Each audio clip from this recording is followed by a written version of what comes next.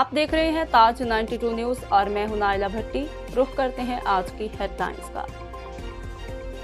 मलीर के इलाके सुखन में पुलिस के मुबैना मुकाबले में हिलाक नौजवान मोहम्मद बख्श लाशारी की लाश वसूल करने के बाद वर्षा ने सुबह नेशनल हाईवे पर लाश रखकर एहतजाजी धरना दिया, जिसके बाद गाड़ियों की कतारें लग गई। इस मौका पर वर्षा शदीद नारेबाजी कर रहे थे, मुतालबा कर रहे थे कि नौजवान के कत्ल में मुलविस पुलिस एहलकारों सलीम मेंगल, महबूब खोसू, फिरा कश्मीरी, सलीम चांडियों के खिलाफ मुकदमा दर्ज किया जाए। इत्तला मिलते ही MPA राजा रजाक धरने में पहुंच गए।